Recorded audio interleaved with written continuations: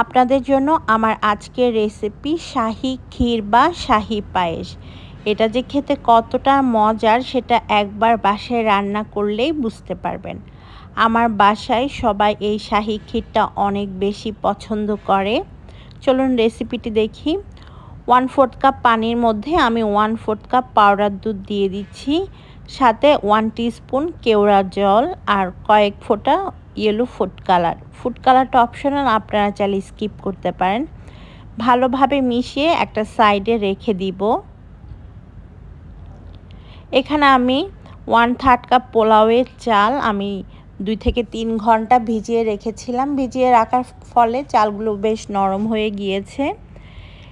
1.5 litre দুধ আমি চুলাতে জাল করতে দিয়েছি। এটা ফুল ফ্যাট মিল্ক। এখন মিডিয়াম হিটে রেখে দুধটাকে জাল করব। এখানে 4টার মতো এলাচ দিয়ে দিচ্ছি। চুলার আঁচটা মিডিয়ামে রেখে বলক আসা পর্যন্ত জাল করতে হবে।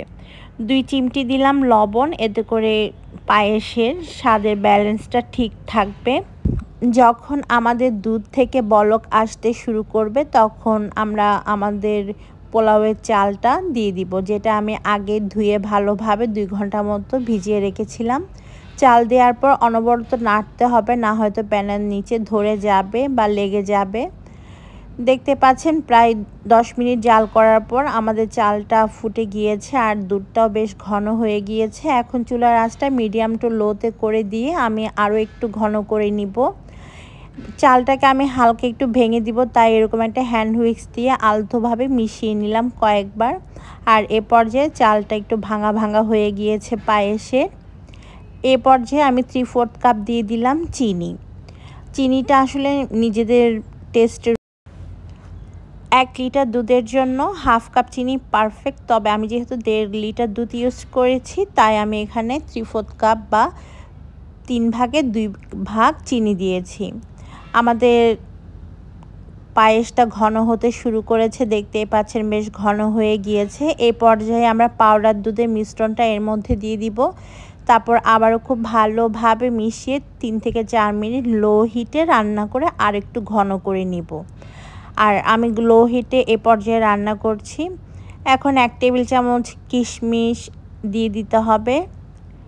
আরও 5 মিনিট লো হিটে রান্না করার পর আমি চুলাটাকে বন্ধ করে দিব। নামানোর আগে এর মধ্যে আমি দিয়ে দিলাম 2 চা চামচ পরিমাণ ঘি।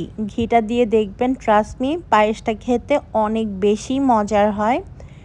গরম থাকা অবস্থাতে আমি একটা সার্ভিং ডিশের মধ্যে পায়েসটাকে সার্ভ করে নিয়েছি আর উপর থেকে কিছুটা বাদাম কুচি, কিশমিশ দিয়ে সার্ভ করে নিচ্ছি।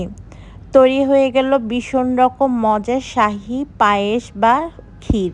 আশা করছি আপনাদের আমার রেসিপিটি ভালো লেগেছে। বিদায়।